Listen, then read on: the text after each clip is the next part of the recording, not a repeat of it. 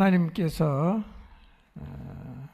공동체에 은혜를 주셔서 공동체가 재건되는 자리에 서게 해주시기를 바랍니다. 성령님이 계속 우리 안에서 우리에게 회개를 촉구하고 계십니다. 진정으로 회개의 자리에 나가 먼저 우리 각 사람의 영혼이 영적으로 재건되는 은혜를 입게 되시기를 바랍니다. 그런데 공동체를 재건하려면 꼭 선행되어야 하는 일이 있습니다. 이게 선행되지 않으면 아무리 결심을 해도 유능한 인재가 많아도 교회 공동체는 재건되지 않습니다. 그러면 교회 공동체를 재건하는데 반드시 선행되어야 하는 일이 뭘까? 그것은 바로 회개하는 일입니다. 공동체가 재건되려면 반드시 회개하는 일이 선행이 되어야 합니다. 그런데 회개하는 것이 쉽지 않습니다. 그래서 성령님의 경고를 듣고도 사대 교회나 에베소 교회나 라오디게아 교회는 회개하지 않았습니다.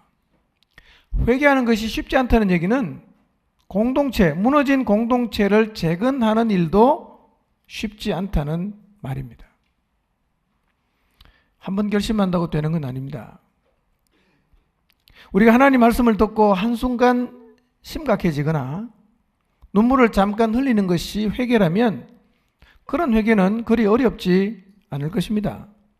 그런데 회개가 뭐냐 하면 말씀의 거울로 본 자신의 모습을 잊지 않고 고치는 자리까지 나가는 것입니다.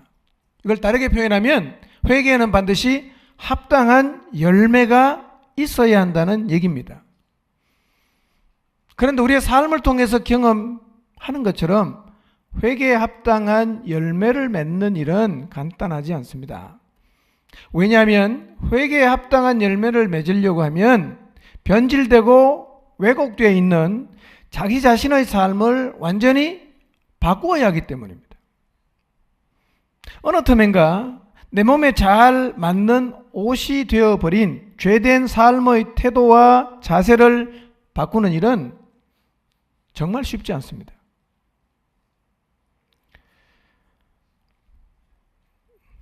습관적인 죄에서 돌아서는 일은 참 어렵습니다. 남자들이 퇴근길에 직장 동료와 잠시 술집에 들러서 술잔을 기울이면서 낮 시간에 스트레스를 푸는 이 습관을 멈추는 것 간단하지 않습니다. 특히 요즘 젊은이들 세상 친구 만나서 별 이유도 없이 여기저기 세상을 기웃거리면서 방황하는 일을 멈추는 것도 쉽지 않습니다.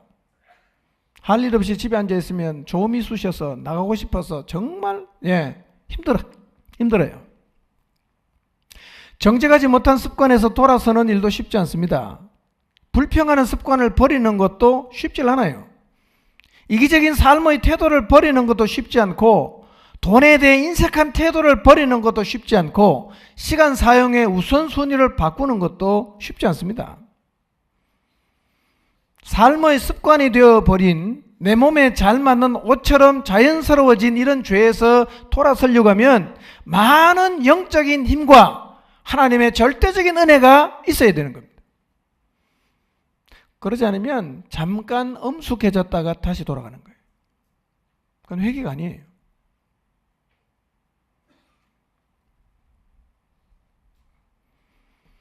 죄된 습관을 바꾸는 회개에 합당한 열매를 맺는 일이 이렇게 쉽지 않기 때문에 많은 사람들이 회개를 촉구받으면서도 돌아서지 못하는 것입니다. 우리는 지난 수련회를 통해서 하나님께서 아시아에 있는 교회를 보여주시면서 우리들에게 회개를 촉구하셨어요. 자, 그 말씀 앞에 섰을 때 그리고 그 말씀을 여러분이 다 받으셨어요. 정직하게 지금 한번 돌아보십시오. 여러분 지금 서 있는 자리가 회개한 자리입니까? 아니면 자기 자신의 모습을 보고 잠깐 심각해졌다가 다시 예전의 자리로 돌아가 그 자리에 서 계십니까? 쉽지 않습니다. 회개하는 게요. 회개는 합당한 열매가 있어야 합니다. 그게 회개한 거예요.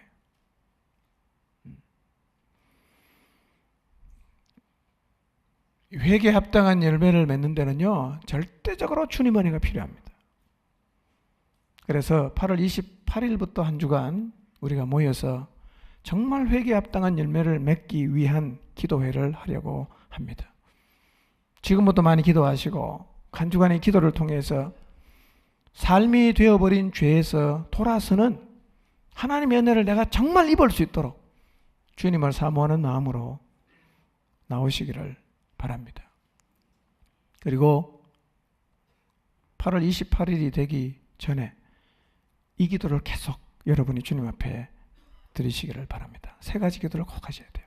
첫 번째, 정직하게 자신의 죄를 인정할 수 있도록 기도하십시오. 하나님 말씀 앞에 서서 우리가 허물어져야 됩니다. 여러분, 말씀 앞에 정말 자기 내면을 보는 게 쉽지 않아요. 바리새인들은요, 계속 예수님 말씀을 들었지만 그들은 자기의 모습을 보지 못했습니다. 그래서 주님하고 늘 논쟁을 했지 그 말씀에 비답해서 자신의 모습은 끝까지 못 봤습니다. 내 죄가 인정이 돼야 됩니다. 이게 정말 죄구나. 내가 이런 하나님이 기뻐하지 않는 행동을 계속하고 있구나. 돌아서야 되겠구나. 자기의 죄를 정직하게 인정하는 게 매우 중요합니다.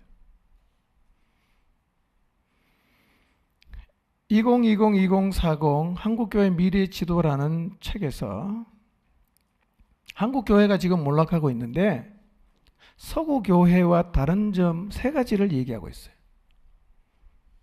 한국교회도 몰락하고 있어요. 근데 이미 몰락한 서구교회나 몰락의 길에 들어선 미국 교회와 한국 교회가 뭐가 다른가? 세 가지 얘기하는데요. 첫째 뭐냐? 한국은요, 몰락하는 속도가 매우 빠르다는 겁니다. 유럽이나 서구교회가 몰락하는데 걸린 시간이 500년이었습니다. 500년 만에 무너졌어요. 미국의 교회는 적어도 300년이 지난 다음에 몰락하기를 시작했습니다. 한국 교회는요, 100년이 조금 넘었는데 벌써 몰락하고 있습니다. 급하게 올라갔다가 급하게 내려가고 있습니다. 이게 한국 교회입니다. 지금 한국 교회가 몰락하고 있다는 사실은 아무도 부인하지 않습니다. 두 번째로, 몰락이 보편화되고 있다는 겁니다. 어떤 특정한 부류만 몰락하고 있는 게 아니라 크든 작든 있는 교회나 없는 교회 가리지 않고 모든 교회가 동시에 몰락하고 있습니다. 대형교회, 중형교회, 소형교회 할 것 없이 재정적으로, 도덕적으로 타락하고 자질 문제, 직분자들이 타락하는 문제, 이게 보편적으로 나타나고 있습니다.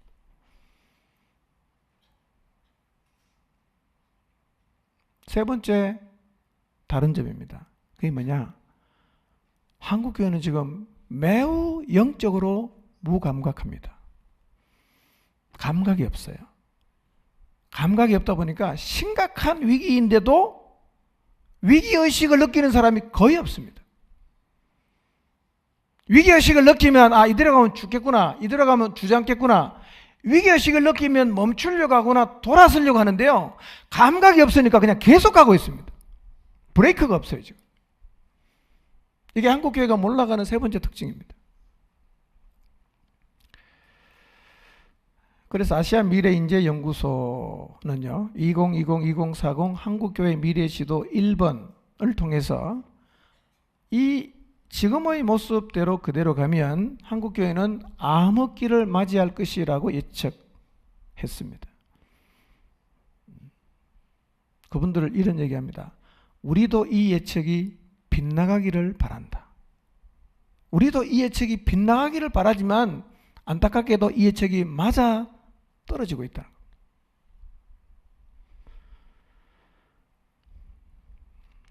이게 한국교회 현상이고 우리 교회에서 나타나는 현상입니다. 위기의식이 없잖아요. 여러분 한국교회를 바라보면서 우리 교회를 바라보면서 혹시 위기의식을 느껴본 적이 있습니까? 이대로 가면 큰일 나겠다. 이대로 가면 진짜 망하겠다. 이런 위기의식을 느끼고 계십니까? 둘 중에 하나예요. 우리가 정말 위기가 아닌 부흥의 길을 가고 있든지 아니면 우리가 완전히 감각을 잃어버렸든지 둘 중에 하나입니다. 제가 볼 때는 후자일 가능성이 많아요.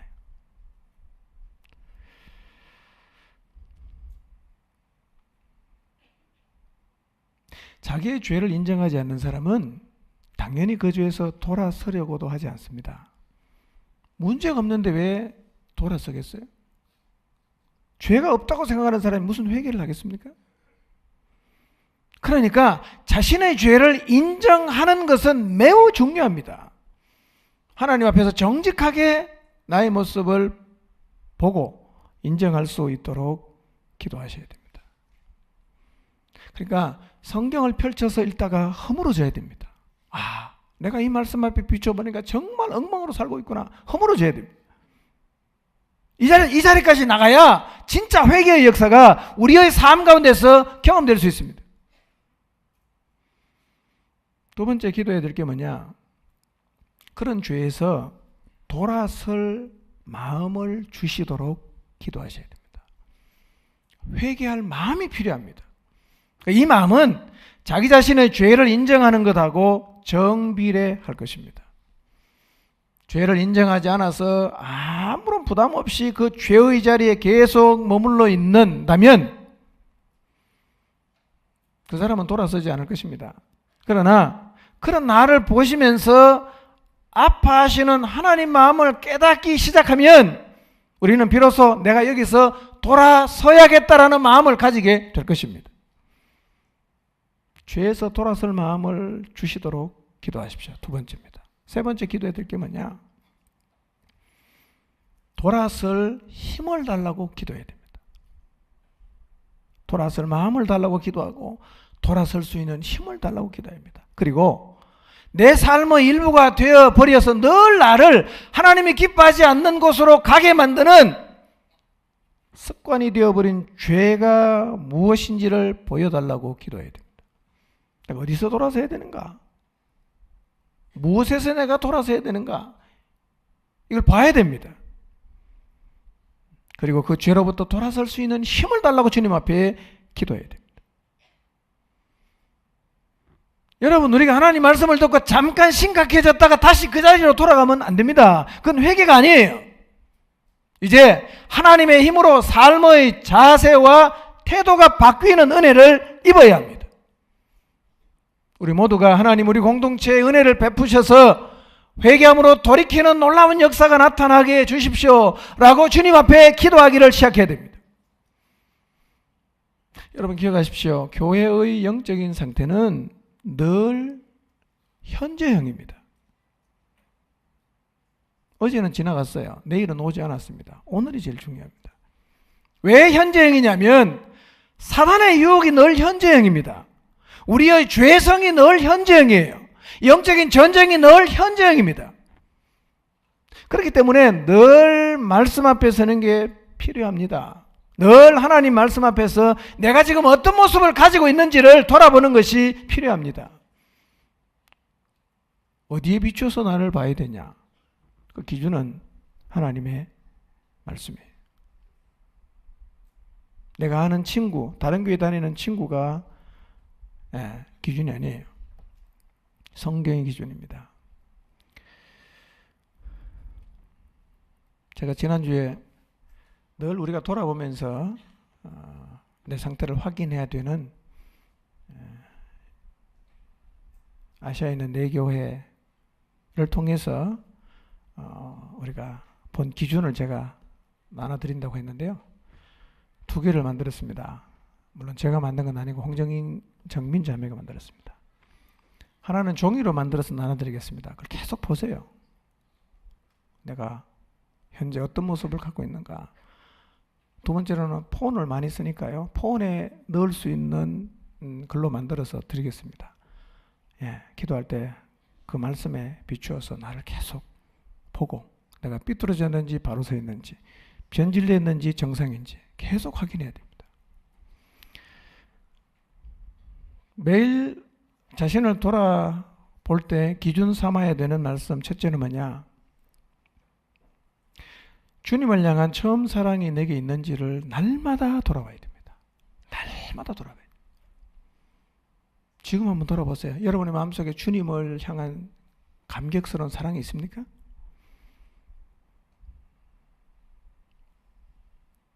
주님을 사랑한다는 첫사랑의 감격으로 주님을 향해서 사랑을 고백할 수 있어야 되고, 그렇게 주님이 나를 사랑하셨기 때문에 나도 나를 사랑하고, 그렇게 주님이 사랑한 다른 사람을 향해서도 내가 사랑하고 있어야 되고, 이 사랑으로 사역을 하고 있어야 됩니다.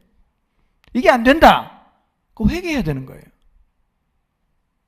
이 지나친 얘기가 아니라 에베소 교회를 바라보시면서 성령님께서 사랑을 잃어버린 것 때문에 회개하라고 촉구하셨어요. 안 하면 촛대 옮긴다. 굉장히 무서운 말씀이에요. 그러니까 사랑을 잃어버린 것은 심각한 일입니다.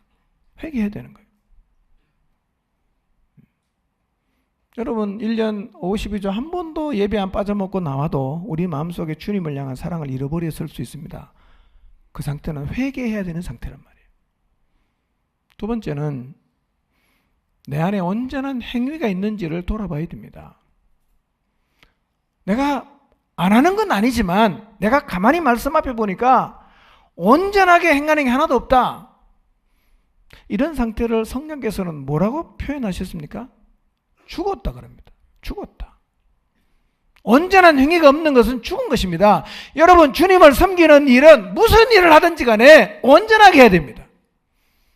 근데 만약에 여러분의 마음속에 이 온전함을 잃어버리고 하긴 하는데 대충 적당히 하고 있다. 이게 바로 내가 회개해야 되는 자리에 서 있다는 얘기입니다. 이건 회개해야 됩니다.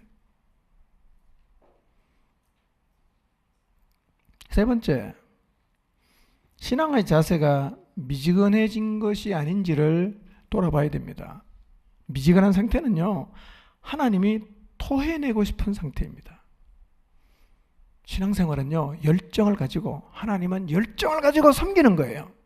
그런데 만약에 내가 지금 주님을 섬기긴 하는데 미지근한 태도로 섬기고 있다. 뭐가 필요한 겁니까? 나는 지금 회개해야 되는 자리에 서 있단 말이에요. 미지근한 사람은 회개해야 됩니다. 열정이 없다. 회개해야 되는 거예요. 특히 우리가 4대 교회나 라오디게아를 보면서 꼭 기억해야 될 것은 육적인 부요가 영적인 문제 없음을 의미하지 않는다는 사실은 절대로 잊어버리면 안 됩니다. 네 번째, 시대를 거스르는 부담을 덜기 위해서 타협하고 있지 않는지를 돌아봐야 됩니다. 내가 지금 타협하고 있지 않는가? 주님을 따라가는데 희생과 대가를 지불하는 게 싫어요. 그래서 거짓 선지자 이세벨의 가르침을 용납하고 주님을 따르는 길을 자기 마음대로 넓혔던 이 두아디라 교회의 모습을 갖고 있다면 이것도 회개해야 되는 상태입니다. 여러분 살다 보면 여기저기서 이런 소리가 들립니다. 길 넓혀도 상관없어. 이런 소리가 스쳐 지나가듯 들리는데요. 이런 소리가 내 마음속에 잡초와 독초처럼 자라고 있지 않는지를 돌아봐야 됩니다. 하나님은 우리가 세상을 거스르며 살기를 원하십니다. 그런데 내가 시대를 거스르고 살아가는 게 너무 힘겹고 어렵기 때문에 그렇게 사는 것을 주저하거나 아니면 타협하고 있다면 나는 지금 회개해야 되는 자리에 서 있습니다. 변질됐단 말입니다. 이 자리가 우리가 서야 하는 자리입니다. 이 하나님의 기준은 변하지 않아요. 내 영적인 상태는 언제나 여기에 맞춰서 평가해야 됩니다. 내가 이 기준에 미치지 못한다. 변질되거나 무너진 거예요. 그리고 이런 자리에 서 있는 나를 볼 때마다 진심으로 회개함으로 다시 원래의 자리로 돌아가려고 해야 합니다. 그래서 우리는 이 기준에 미치지 못할 때마다 느헤미야처럼 하나님 앞에 나가서 기도해야 됩니다. 느헤미야 1장 4절과 5절을 보겠습니다. 읽습니다. 시작.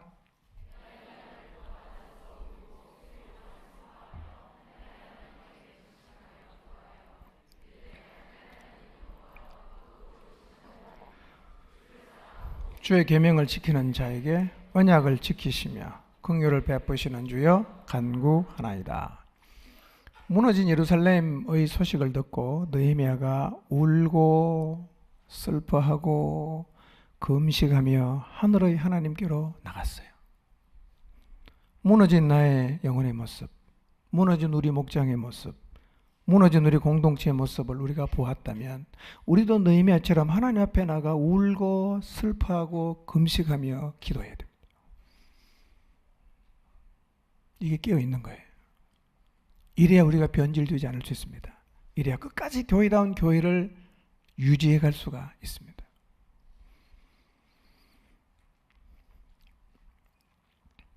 예루살렘 성이 무너졌다는 소식을 듣고 회개한 느헤미야는 무너진 성벽의 재건을 위해서 예루살렘으로 돌아왔어요. 페르시아에서 먼 여행을 통해서 예루살렘에 돌아왔는데 그가 예루살렘에 돌아와서 제일 먼저 한 일이 뭐냐면 무너진 예루살렘 성의 형편을 돌아보는 거였어요. 얼마나 무너졌나? 도대체 우리 이 예루살렘 성벽의 상태가 어느 정도인가? 이걸 확인하는 거예요. 자, 11절에서 15절을 한번 읽어보겠습니다. 느헤미야 2장 11절에서 15절 읽습니다. 시작. 내가 예루살렘에 이르러 머무른 지 사흘 만에 내 하나님께서 예루살렘을 위해 무엇을 할 것인지 내 마음에 주신 것을 내가 아무에게도 말하지 아니하고 밤에 일어나 몇몇 사람과 함께 나갈새 내가 탄 짐승 외에는 다른 짐승이 없더라. 그 밤에 골짜기 문으로 나가서 용정으로 본문에 이르는 동안에 보니 예루살렘 성벽이 다 무너졌고 성문은 불탔더라. 앞으로 나아가 샘문과 왕의 못에 이르러서는 탄 짐승이 지나갈 곳이 없는지라. 그 밤에 시내를 따라 올라가서 성벽을 살펴본 후에 골짜기 문으로 들어와 돌아왔으나 그랬어요. 이런 얘기입니다. 예루살렘 성벽 재건을 위해서 느헤미야가 예루살렘에 돌아왔습니다. 먼 길 왔으니까 사흘 정도 쉬었다가 그가 제일 먼저 한 일이 뭐냐면 예루살렘 성벽을 재건하기 위해서 왔다는 자기의 마음을 아무에게도 말하기 전에 제일 먼저 한 게 뭐냐면 몇몇 수행원들과 함께 성벽을 돌아보기 위해서 나간 거예요. 짐승을 타고 몇몇 수행원과 함께 예루살렘 성벽을 돌아보는데 예루살렘 성이 정말로 심각하게 무너졌어요. 성문들을 보니까 다 불타버리고 없습니다. 완전 폐허가 됐어요. 13, 14절 다시 한번 읽어볼까요? 읽습니다. 시작. 그 밤에 골짜기 문으로 나가서 용정으로 본문에 이르는 동안에 보니 예루살렘 성벽이 다 무너졌고 성문은 불탔더라.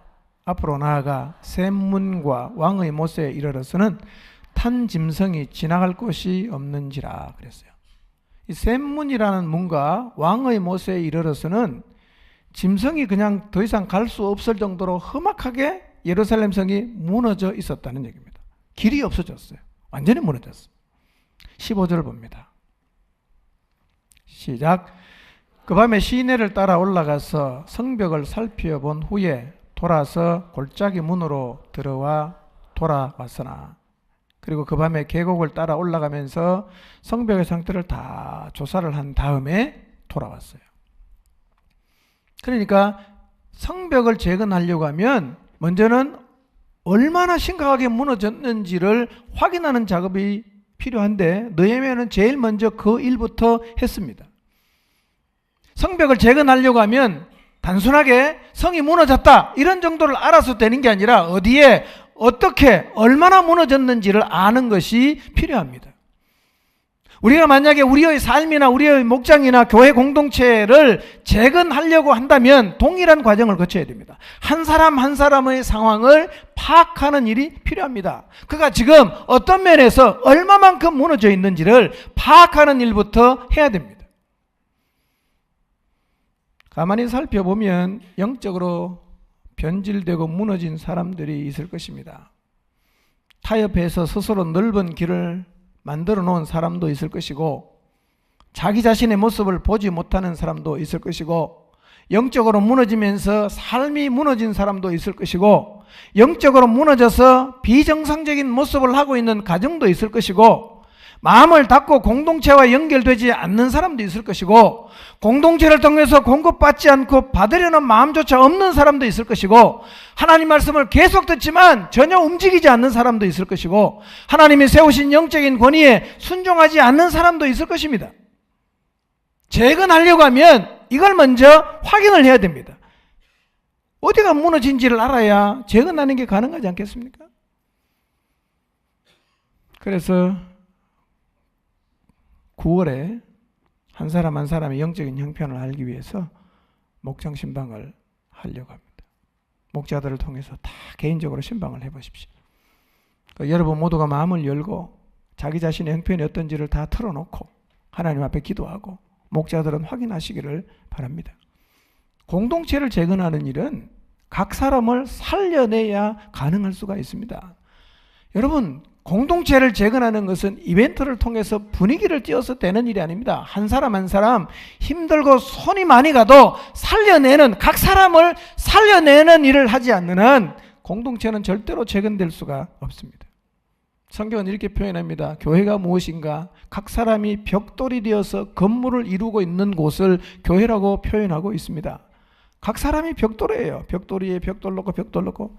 그런데 이 벽돌이 다 망가지고 무너져버린, 깨져버린 벽돌이라면 그런 벽돌로 쌓여진 건물이 온전할 수가 있겠습니까? 각 사람이 부실해지면 결국 교회가 부실해지는 것이고, 그러면 무너지게 되어 있습니다. 제일 먼저 해야 될 일이 뭐냐? 팔을 걷어붙이고 각 사람의 영적인 형편이 어떤지를 세심하게 살피는 일을 해야 됩니다. 목자들께서는 하나님이 여러분에게 맡겨준 목장 예언들을 잘 살펴보시기를 바랍니다. 느헤미야가 말 타고 직접 나가서 성을 다 돌아보았던 것처럼 각 사람을 만나서 기도하면서 영적인 상태를 세밀하게 확인하시기를 바랍니다. 느헤미야는 아무도 모르게 몇몇의 수행원과 함께 성을 다 이렇게 돌아보고 사람들을 불러 모읍니다. 그리고 이렇게 말합니다.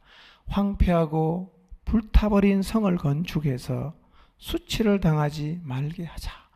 더 이상 우리가 수치를 당하지 말자. 이 예루살렘 성벽 재건해야 된다. 격려했습니다. 그리고 느헤미야는 하나님이 자기에게 행하신 일들을 다 사람들에게 얘기를 했는데, 이 느헤미야의 얘기를 들은 사람들이 공사를 시작하겠다고, 예루살렘 성벽 재건을 하겠다고 나서기를 시작했어요. 16절부터 18절을 한번 보겠습니다. 읽습니다. 시작.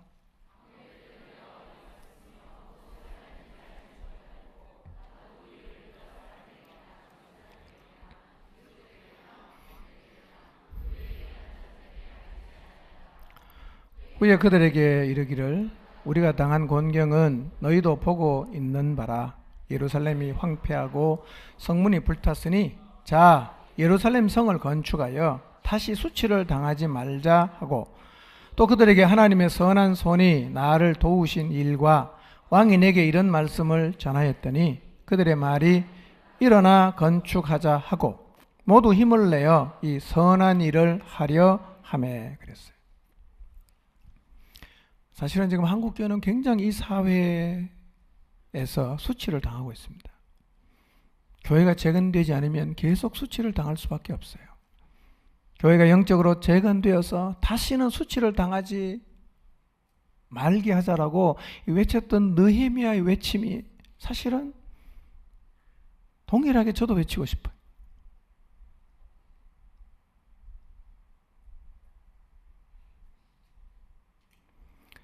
느헤미야가 백성들을 불러 모아놓고 하나님의 선한 손이 자신을 도우신 일과 왕이 자기에게 이런 말씀을 전해줬어요. 이 얘기를 듣고 백성들이 성을 건축하자 이렇게 일어났단 말이에요. 그래서 오늘 저도 하나님이 지금까지 우리 공동체를 도우신 일과 이번 여름 수련회를 통해서 하나님이 제게 보여주신 마음들을 여러분에게 나누고 싶어요. 하나님께서 이번 수련회에 아시아에 있는 교회들을 향한 회개의 메시지를 통해서 우리 교회와 한국 교회의 모습을 보게 하셨습니다. 그리고 이미 우리 교회도 한국 교회도 충분히 변질되었음을 보게 하셨습니다. 제 마음속에 위기의식이 생겼어요. 이러다간 다 죽겠다. 깨어서 정신을 차려야겠다는 마음이 계속 제 안에 듭니다. 말하지 않아도 다 느끼고 있는 사실은 한국교회가 이 사회에 짓밟히고 있다는 것입니다. 개독교. 너무 듣기 거북하지만 이런 단어는 인터넷을 도배하고 있습니다. 그런데도 교회 안에 있는 사람만 이 상황의 심각성을 전혀 인식하지 못하고 있습니다. 마치 바로왕이 모세를 통해 내린 재앙으로 나라가 거의 망했는데도 바로는 나라가 망한 사실을 제대로 깨닫지 못하고 계속해서 버틴겼던 것처럼, 어쩌면 오늘 우리가 더 이상은 내려갈 자리가 없다는 사실조차도 깨닫지 못하고 있을 수가 있습니다. 한국교회는 복음에서 떠남으로 많이 변질되었습니다. 그 결과로 세상의 빛과 소금이 되지 못하고 맛을 잃어버린 소금이 되어 짓밟히고 수치를 당하고 있습니다.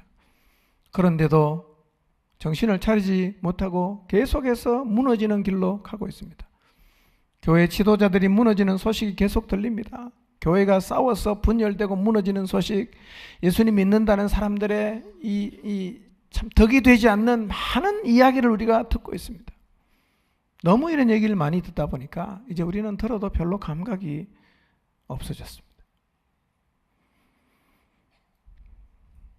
감각을 잃어버리니까 정말 가슴 아픈 이야기를 들으면서도 경각심을 갖지 못할 뿐만 아니라 그 얘기는 나와는 상관없는 이야기라고 생각하고 있습니다. 그리고 변질된 교회에서 나타나는 심각한 현상들을 그저 일상으로 특별할 것이 없는 일로 받아들이다 보니까 이 위기의 상황에서도 우리의 마음이 너무 느슨해졌습니다. 우발과 패턴의 저자 마크 부캐넌이라는 사람이 이렇게 말했어요. 우발적으로 일어난 것처럼 보이는 일들이 실은 일촉즉발의 임계 상태에 도달했기 때문에 일어나는 것이다 라고 말을 했어요. 우연히 무너진 줄 알았는데 사실은 우연히 무너진 게 아니라 무너질 조짐을 계속해서 보이다가 임계 상태에 도달해서 무너졌다는 겁니다. 임계 상태가 뭐냐면요, 모래 하나만 떨어져도 산사태가 날 정도로 그냥 꽉 찼어요. 하나만 더 얹으면 그냥 내려앉는 겁니다. 그게 임계 상태예요. 그러니까 임계 상태에 도달하면 아주 작고 사소한 일에도 굉장히 과하게 무너지는 겁니다. 지금 한국 교회의 위기가 언제부터 시작되어 어디까지 진전됐는지 정확히 알 수는 없지만 위기의식을 느끼지 못하고 변질된 것에 대한 자각이 없는 이런 모습들은 한국 교회가 지금 거의 임계 상태에 도달했음을 직감하게 합니다. 이대로 계속 가면요, 어느 순간 주저앉을 수 있어요. 이제 교회의 유일한 희망이 뭔가? 지금의 상황에 대해서 위기의식을 느끼고 정신을 차리고 회개하는 것입니다. 이것만이 희망입니다. 다른 대안이 없습니다. 예수님은 우리를 세상의 빛과 소금이라고 하셨습니다. 여러분, 바닷물의 염분이 몇 프로인 줄 아십니까? 바다마다 좀 다르답니다. 보통 한 3.5% 된답니다. 3.5%의 염분 때문에 바닷물은 썩질 않아요. 그런데 한국 사회에 그리스도인이 제일 많았을 때가 19%였습니다. 지금은 10% 정도 돼요. 19%에서 10%로 떨어졌으니까 많이 줄긴 했지만, 그러나 아직 희망이 있는 게 뭐냐면 한국에 있는 그리스도인의 퍼센테이지는 바닷가의 염분보다 3배나 높아요. 지금이라도 교회다운 교회가 되면 교회는 다시 이 땅에 희망을 줄 수가 있단 말이에요. 회개하고 재건할 수만 있다면 교회는 여전히 이 사회, 이 땅, 이 지구에 희망으로 존재할 수가 있습니다. 원래 교회는 처음부터 세상의 희망이었어요. 하나님은 세상을 구원하시기 위해 아들을 세상의 인간으로 보내셨습니다. 이 땅에 오신 하나님의 아들 예수님은 33년을 사시다가 십자가에서 죽으셨습니다. 하나님은 십자가에 죽으신 예수님을 능력으로 다시 살리십니다. 그리고 그를 모든 이름 위에 뛰어나게 하십니다. 그 다음에 어떻게 하셨어요? 그분을 교회의 머리로 삼으셨어요. 부활하신 예수님을 교회의 머리로 삼았다는 얘기는, 이것은 교회가 이미 하나님의 계획 속에는 있었다는 얘기입니다. 실제로 교회는 하나님이 세상을 구원하시기 위해서 창세전에 계획하신 곳입니다. 그리고 이 교회에는 부활하신 예수님이 머리로 계시면서 하나님의 위대한 계획인 인류 구원의 역사를 이 교회를 통해서 지금도 이루어가고 계십니다. 교회의 머리가 예수님이라는 말은 교회는 절대로 세상에 밀리지 않을 수 있는 기본을 갖고 있다는 얘기입니다. 교회의 머리가 예수님이기 때문에 교회는 세상을 변화시킬 수 있는 엄청난 힘, 능력을 갖고 있습니다. 이게 교회예요.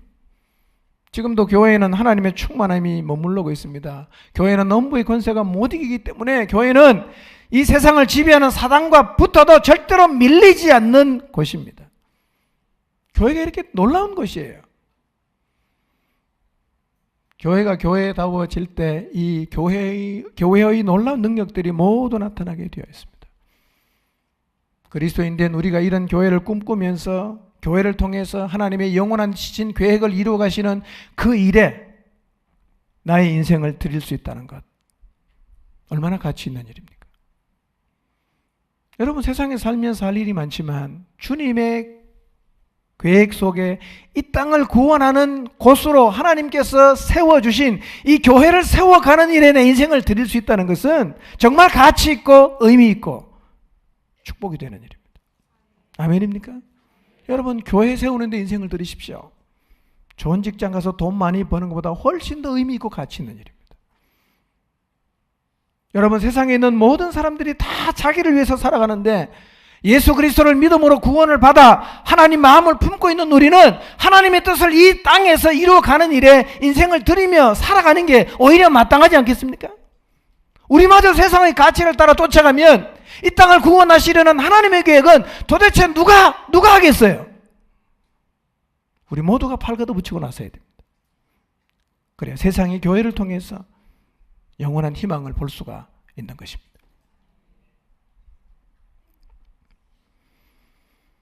이런 놀라운 교회가 왜 세상에 밟히게 됐는가? 이런 놀라운 기본을 갖고 있는 교회가 왜 세상에 이 놀라운 능력을 드러내지 못하는가? 이유는 변질되었기 때문에 그렇습니다. 변했어요. 무너졌어요. 우리 교회를 한번 돌아봅시다.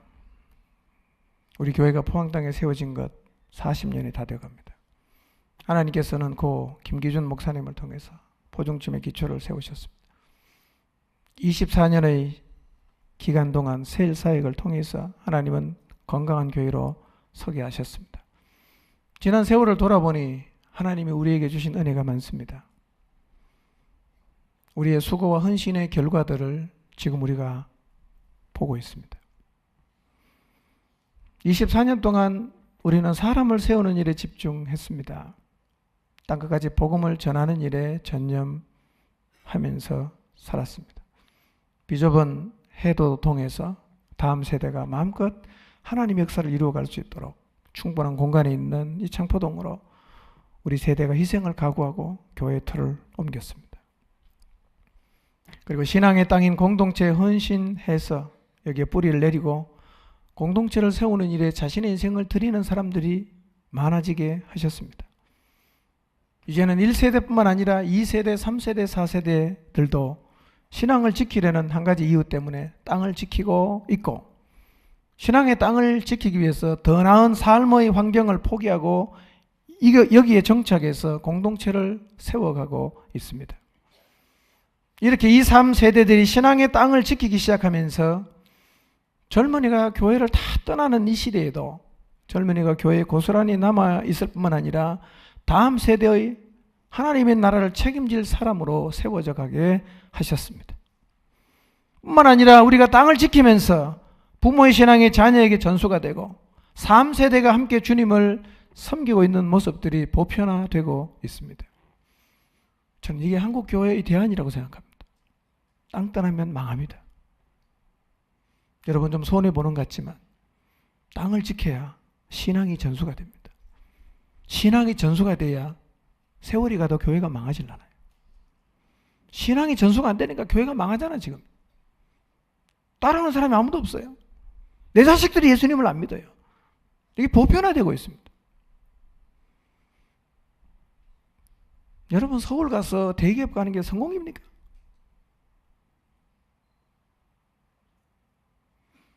주님 오실 때까지 내가 갖고 있는 신앙을 지키면서 주님을 위해서 살아가다가 주님 앞에 서는 것이 인생 최고의 성공임을 믿으시기를 바랍니다. 이게 성공입니다. 주님 앞에 가보세요. 제 얘기가 절대로 안 틀립니다.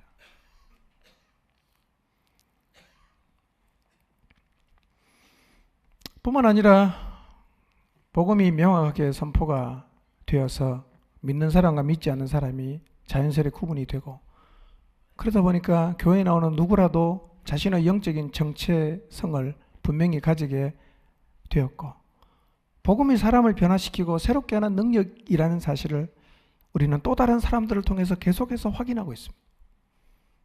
이것이 하나님이 우리 공동체에 허락해 주신 은혜의 선물들입니다.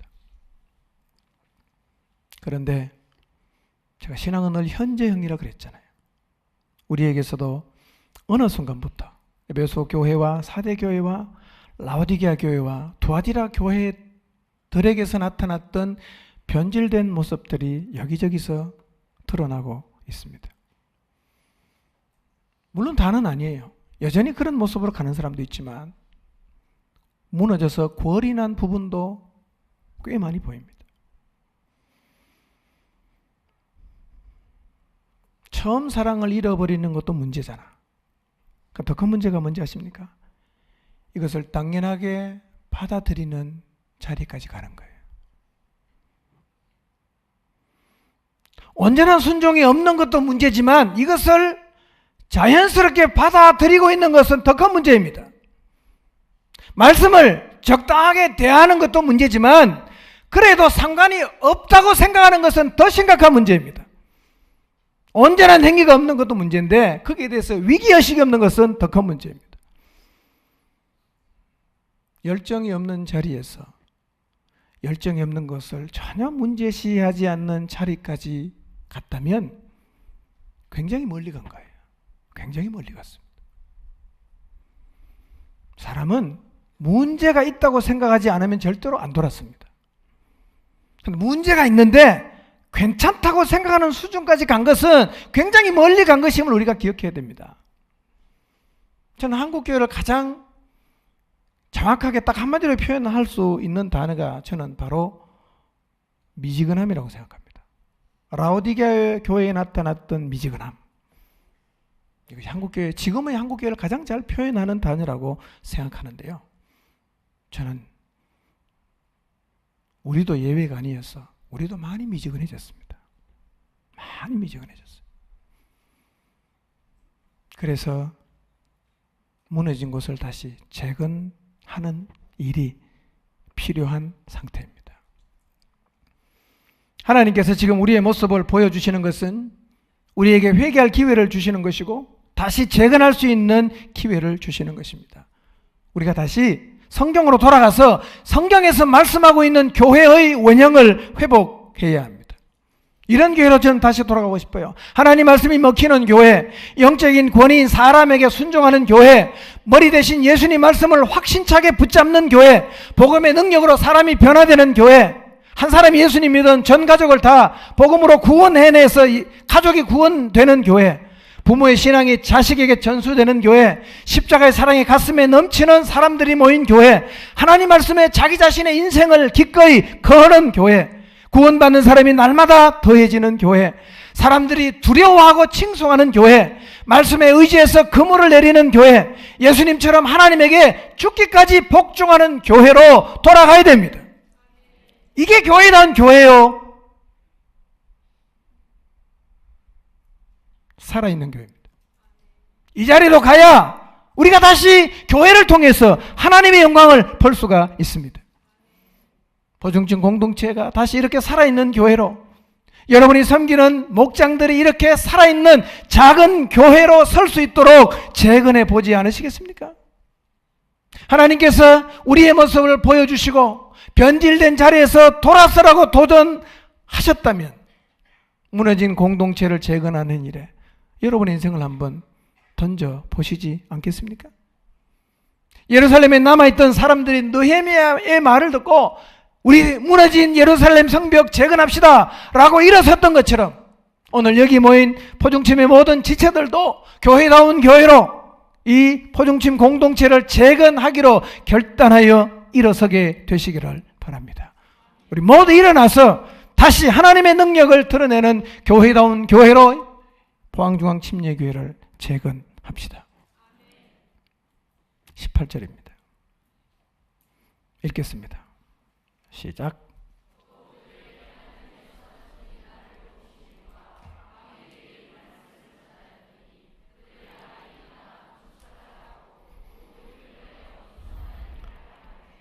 아멘. 이 고백이, 이 광경이 예루살렘 성에 느헤미야와 함께했던 유대 사람들만의 반응이 아니라 오늘 여기에 모인 우리 모두의 반응이 되기를 바랍니다.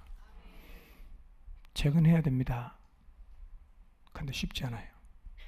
쉽지 않아요. 왜냐하면 방해가 많아요. 방해가. 여러분, 하나님의 역사에는 반드시 방해가 있습니다. 누가 방해할까요? 사단이 방해하죠.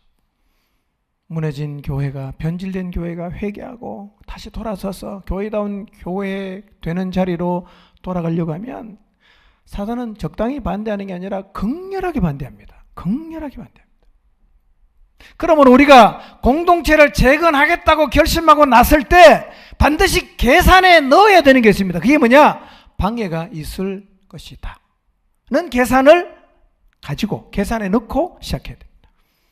여러분, 목장을 다시 재건하기로 결심하셨다면 사단의 방해를 예상하십시오. 그리고 그 방해에 쉽게 무너지지 않는 하나님의 사람이 되시기를 바랍니다. 19절을 보겠습니다. 읽습니다. 시작. 호론 사람 산발랏과 종이었던 암몬 사람 도비아와 아라비아 사람 게셀이 이 말을 듣고 우리를 업신여기고 우리를 비웃어 이르되 너희가 하는 일이 무엇이냐? 너희가 왕을 배반하고자 하느냐? 그랬어요. 호론 사람 산발랏의 종이었던 암몬 사람 도비아와 아라비아 사람 게셀이 이스라엘 백성들이 성벽을 다시 재건하겠다고 하니까 비웃고 모함했어요. 그러나 느헤미야는 이 반대와 비웃음과 모함을 극복했습니다. 그리고 52일 만에 성벽 재건의 역사를 완성했어요. 여러분, 세상과 타협하지 않고 하나님 말씀대로 곧이곧대로 살려가면 결심해 보세요. 반드시 반대에 직면합니다. 누군가가 비웃을 수도 있어요. 극복해야 됩니다. 극복해야 됩니다. 초장에 자빠지면 안 돼요. 여러분이 목장과 한 영혼을 다시 일으켜 세우고 내 무너진 영혼을 재건하려고 해도 틀림없이 반대와 비난에 직면하게 됩니다. 사단이 전방위로 공동체를 재건하려는 마음을 가진 사람들을 집중해서 공격할 것입니다. 그때 기억하십시오. 두려워하지 마십시오. 그리고 강해지십시오. 믿음대로 가는 길은 끝까지 가도 절대로 망하지 않습니다. 아멘입니까? 하나님의 약속이 있는 길은 고난이 있고 핍박이 있을 수는 있지만 끝까지 가도 절대로 망하지 않습니다. 주저앉지 마십시오. 담대하게 강한 마음으로 하나님이 주신 마음을 따라 재건하는 일을 지속하셔야 합니다. 20절을 보겠습니다. 이런 고백이 우리의 고백이 되어야 합니다. 읽습니다. 시작. 내가 나서서 그들에게 대답하였다. 하늘의 하나님이 우리를 위하여 이 일을 꼭 이루어 주실 것이요 성벽을 다시 쌓는 일은 그분의 종인 우리가 해야 할 일이요 예루살렘에서는 당신들이 차지할 몫이 없어 주장할 권리도 기억할 만한 전통도 없어 그랬어요. 모두가 이렇게 외치며 나가게 되시기를 바랍니다. 하늘의 하나님이 우리를 위하여 이 일을 꼭 이루어 주실 것이요. 공동체를 재건하는 건 우리보다 하나님이 더 원하시는 일이에요. 그래서 무너진 공동체 다시 재건하겠다는 결심을 가지고 나가면 하나님께서 꼭 이루어 주십니다. 두 번째 이렇게 말하잖아요. 성벽을 다시 쌓는 일은 그분의 종인 우리가 해야 할 일이요. 교회 공동체를 재건하는 것은 교회의 지체요. 하나님의 자녀된 우리가 꼭 해야 하는 일입니다. 이 느헤미야의 고백, 그들의 고백이 오늘 여기 앉은 여러분 모두의 고백이 되시기를 바랍니다. 반대는 있지만 재건할 수 있습니다. 그리고 이 일을 기뻐하시는 하나님께서 반드시 이루게 하실 것입니다. 강하고 담대한 마음으로 어떤 상황이 여러분 앞에 펼쳐지더라도 두려워하지 말고 하나님이 세운 이 땅에 있는 영광스러운 교회가 다시 재건되기를 꿈꾸면서 기꺼운 마음으로 공동체를 재건하는 자리에 여러분 모두가 서게 되시기를 주님의 이름으로 축원합니다. 기도하겠습니다.